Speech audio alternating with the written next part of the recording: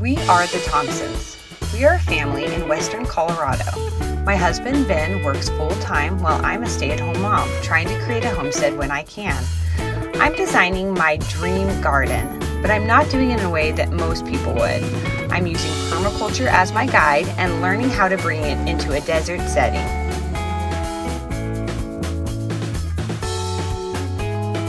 You might be wondering, what is permaculture anyway?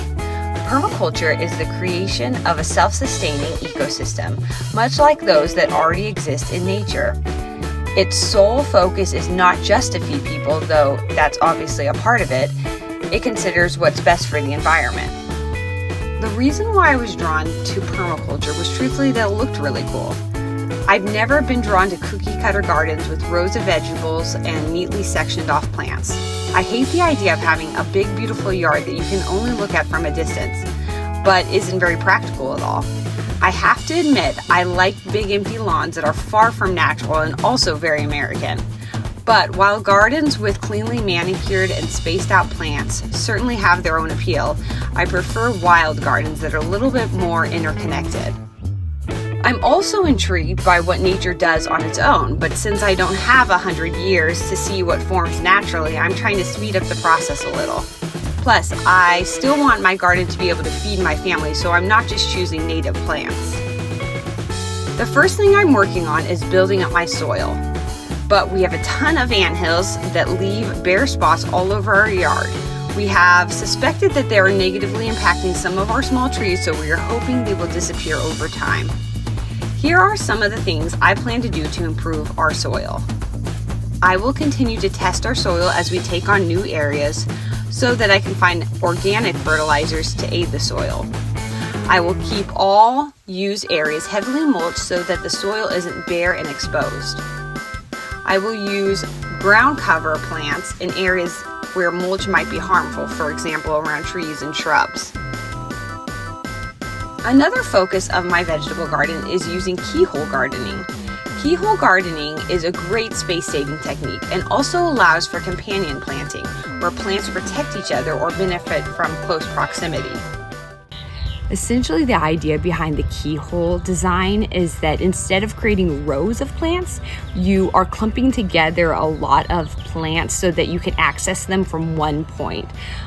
This allows you to save a lot of your garden space to be used for more planting, and also I like to think that it kind of protects it a bit from animals because you don't have as many paths to access different vegetables.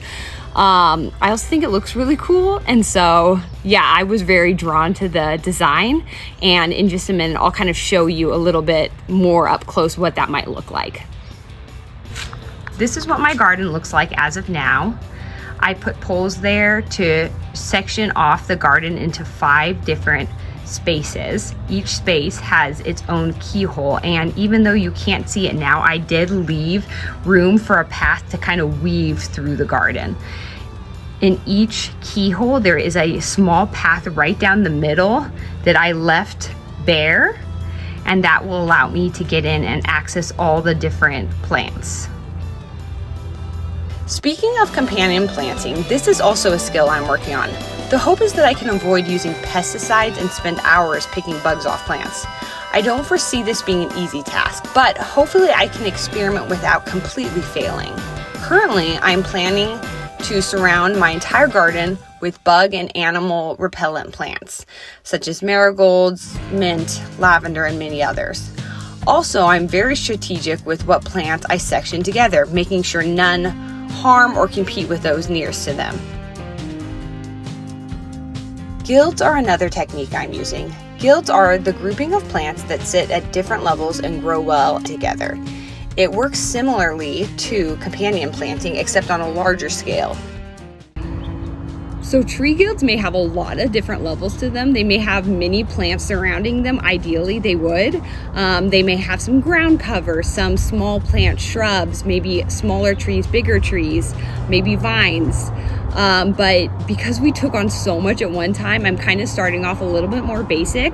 I started with some thyme, a plant that has not survived the desert, and some rosemary. These are just the two that I chose for this pistachio tree. And eventually I will probably add some creeping thyme seed to the ground to kind of create a little bit more ground cover. But this is the basic design that I have created for this tree, and for each of the trees that we planted, I will add a couple of plants here and there, and with the hope that in time I will add a lot more and kind of make a more complex guild. But we're starting off small to begin. I love the idea of companion planting in guilds. There are so many reasons to apply chemicals to plants, and I'm not judging people for doing so.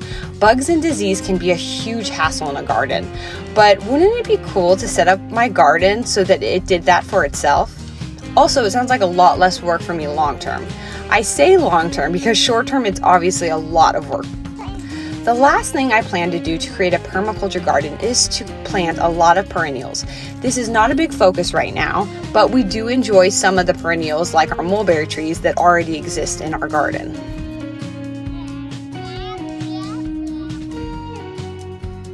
I feel so fortunate to have the space to learn how to garden, try out different techniques, and just enjoy time with my family. I hope that you continue to join us as we figure out this gardening thing and create our own homestead. See you next time.